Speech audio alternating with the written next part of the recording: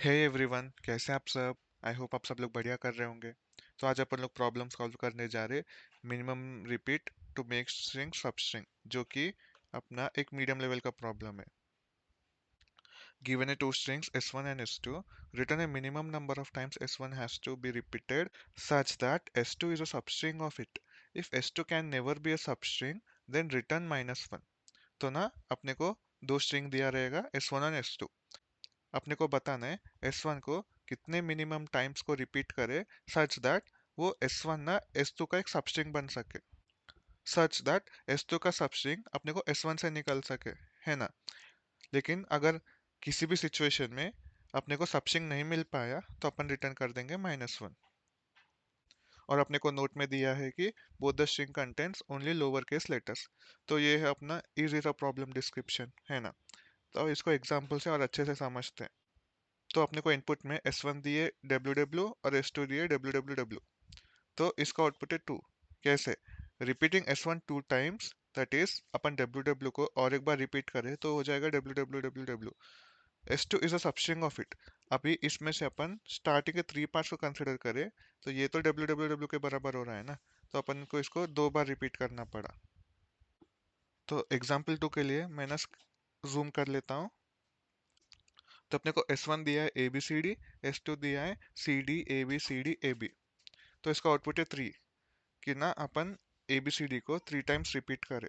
तो अपने को इसका आउटपुट आया ABCD ABCD ABCD, है ना। अभी इसमें से अपना सबस्ट्रिंग कौन सा है जो इसको मैच कर रहा है।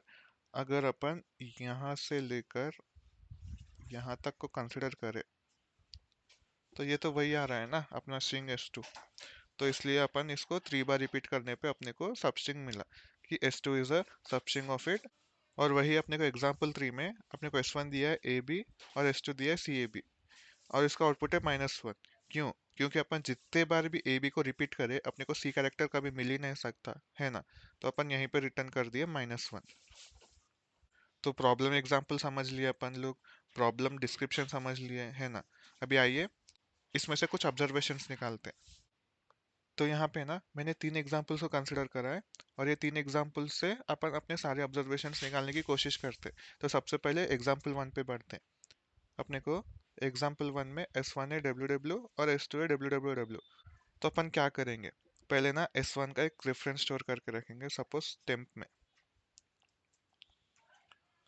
तो ये होगा ww, है ना। और अपन काउंट स्टोर करेंगे कि कितने बार रिपीट हुआ है। तो अपना काउंट होगा 1। अब ये काउंट 1 क्यों लिया मैंने, क्योंकि टेम्प में मैंने S1 को एक बार तो रिपीट करवा दिया है ना, इसलिए इसका काउंट है 1, है ना। अभी अपन क्या करेंगे, चेक करेंगे कि क्या ww के अंदर S2 का स्ट्रिंग आ रहा है। नहीं। क्यों? क्योंकि टेम्प का लेंथ छोटा है S2 से कंपेयर करें तो अभी क्या करेंगे, फिर से S1 को अपेंड कर देंगे यहाँ पे। तो यहाँ पे ये हो जाएगा ww, है ना। और अपना काउंट अभी 1 से हो जाएगा 2। सिंपल। अभी चेक करेंगे कि क्या टेम्प में S2 का सबस्ट्रिंग आ रहा है। अगर अपन किसी भी 3 एलिमेंट्स को डाइसेक्ट करें ना तो अपने को अपना सबस्ट्रिंग मिल रहा है ना। तो अपन लोगों ने ना सेकेंड टाइम पे ही सबस्ट्रिंग को निकाल लिया, इसलिए अपना काउंट बैठा 2, है ना। तो अपना एग्जाम्पल 1 तो सॉल्व हो गया। अब एग्जाम्पल 2 पे बढ़ते हैं। तो सेकंड एग्जाम्पल में अपने को S1 दिया ABCD और S2 दिया ABCD। तो अपन फिर से अपने टेम्प में स्टोर करते हैं ABCD, और अपना काउंट में इनिशियलाइज करते हैं 1, क्योंकि अपन ने कॉपी बना लिया, है ना। अभी चेक करेंगे क्या ABCD में S2 है। हाँ, क्योंकि ये दोनों तो इक्वल है ना, तो अपना काउंट यहीं पे रुक जाएगा। तो अपन लोगों ने ना फर्स्ट अटेम्प्ट में ही अपने सबस्ट्रिंग को मैच कर लिया। अभी एग्जाम्पल 3 पे बढ़ते हैं। अभी एग्जाम्पल 3 में क्या दिया है अपने को, S1 दिया है ABCD और S2 दिया है CD है ना। तो फिर से वही करते हैं कि टेम्प में स्टोर करो ABCD और काउंट इनिशियलाइज करो 1 से, है ना। तो अब चेक करेंगे क्या टेम्प में CDA आ रहा है। नहीं, है ना। तो अपन को फिर से एक बार ऐड करना पड़ेगा। तो ABCD, है ना। तो इससे काउंट हो जाएगा 2। अब फिर से चेक करेंगे क्या टेम्प में सी डी आ रहा है। अगर अपन ना इतने पार्ट को डाइसेक्ट करें कि ये सी डी ए इतने को कंसिडर करें, तो हाँ, अपने टेम्प के सबस्ट्रिंग में आ रहा है सी डी ए, है ना। तो अपना यहाँ पे काउंट आ जाएगा 2। इसका मतलब क्या है कि अपन ने ना सेकंड अटेम्प्ट में ही टेम्प के सबस्ट्रिंग में से S2 को निकाल लिया। तभी इन तीन एग्जाम्पल से अपना क्या ऑब्जर्वेशंस बनता है ना। अगर अपना S1 इक्वल हुआ S2 के, है ना, तो अपन सिंपली काउंट 1 रिटर्न कर देंगे, अपने को कुछ प्रोसेस करने की जरूरत ही नहीं है। अभी जैसे अपने एग्जाम्पल 1 पे अपना S1 का लेंथ ना S2 के लेंथ से छोटा है, तो अपन ना एक लूप लगाएंगे और अपने टेम्प में ना अपने S1 को अपेंड करते जाएंगे जब तक अपना टेम्प का लेंथ S2 के लेंथ से बड़ा नहीं हो जाता। और जब अपना लेंथ बड़ा हुआ तब अपन चेक करेंगे कि क्या टेम्प के सबस्ट्रिंग में S2 आ रहा है। अगर हाँ, तो काउंट रिटर्न कर देंगे जो भी पड़ा होगा, वरना -1 रिटर्न कर देंगे। अभी अपने केस नंबर 3 में अपना S1 का लेंथ ना S2 के लेंथ से बड़ा है, तो आपको क्या लगता है अपने को रिपीट नहीं करना चाहिए? नहीं, अपने को एटलीस्ट एक बार तो रिपीट करना चाहिए, क्योंकि अगर अपन सिंपली S1 का लेंथ S2 से बड़ा है तो वहीं पे रिटर्न -1 करते और एक ट्राई तो नहीं देते कि ABCD में, और एक ही बार ट्राई करके देखो कि अगर ABCD लगाते तो वो टाइम पे मिल पाता कि नहीं। तो अपन वो रिस्क लिए यहाँ पे, है ना। ABCD में सिंस लेंथ बड़ा होने के बावजूद एक बार फिर से अपेंड करके देख लिए ABCD को, तब जाके अपने को अपना सबस्ट्रिंग मिल चुका S2 का, है ना।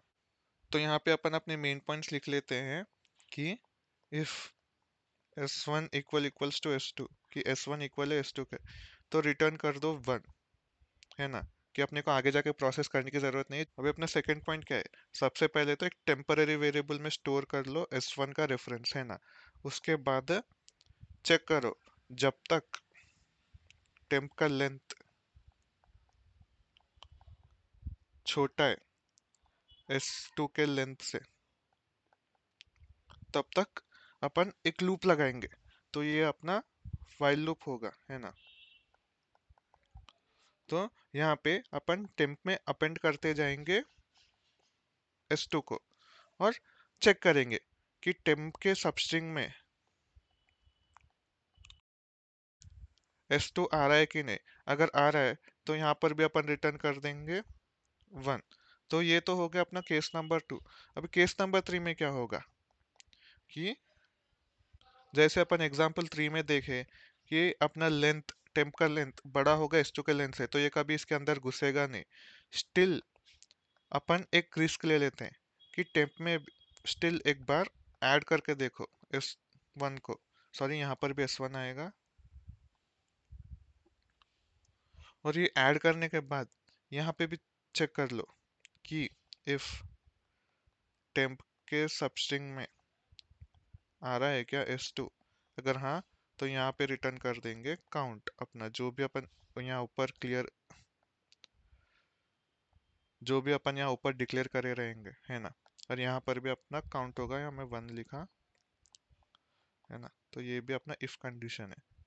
और अपना ये तीनों स्टेप के बाद भी कुछ नहीं हो पा रहा, तो अपन सिंपली रिटर्न कर देंगे -1, कि अपन वो सबस्ट्रिंग का भी ढूंढ ही नहीं पाएंगे। तो सिंपल है ना। ये 4 स्टेपों में अपन अपने प्रॉब्लम को डाइसेक्ट करके सॉल्व कर दिए थ्रू दिस ब्यूटीफुल एग्जांपल्स। तो आइए अब इसके कोड को समझते हैं। तो ये आ गए अपन अपने कोड पे, जहाँ पे अपने को स्ट्रिंग दिया है S1 और S2, है ना। तो अपन अपना टेम्प इनिशियलाइज कर दिया S1 से और काउंट इनिशियलाइज कर दिए 1 से। और अपना ये केस नंबर 1 है कि जहाँ पे अपना S1 इक्वल्स टू आ रहा है S2 के, तो अपने को प्रोसेस करने की जरूरत नहीं है, सीधा काउंट रिटर्न कर दिए।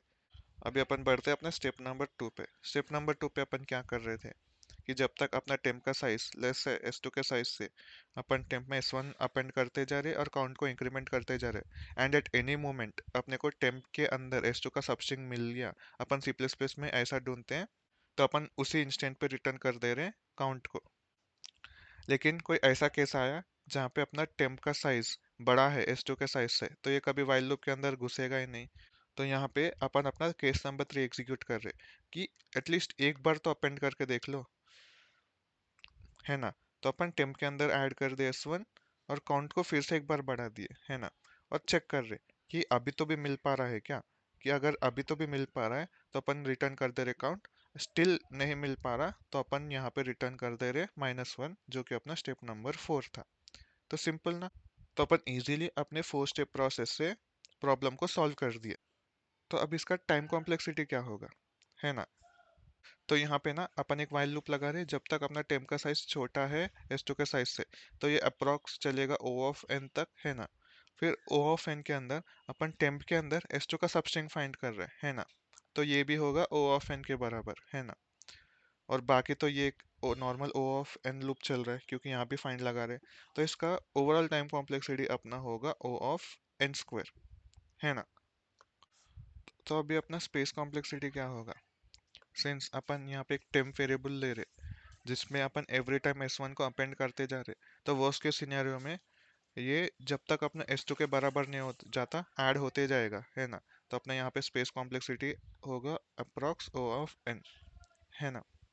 तो ये रहा अपना टाइम कॉम्प्लेक्सिटी और स्पेस कॉम्प्लेक्सिटी। तो देखा जाए तो प्रॉब्लम बहुत इजी है, और ये इवेंचुअली आज का अपना Geeks for Geeks problem of the day भी था फॉर 8 नवंबर 2024, है ना। सो अपन इतने इजी वे में अपने प्रॉब्लम को सॉल्व कर दिया। So I hope you guys like this video. अगर आपको वीडियो अच्छा लगे तो प्लीज़ लाइक करना, शेयर करना और सब्सक्राइब करना। और अगर आपको मेरे टीचिंग के रिलेटेड कोई फीडबैक है तो प्लीज़ उसको कमेंट सेक्शन में लिखना, ताकि मैं उस चीज़ को इम्प्रूव कर सकूँ, है ना। तो फिर मिलते हैं कल के प्रॉब्लम में। तब तक stay safe, stay healthy and piece.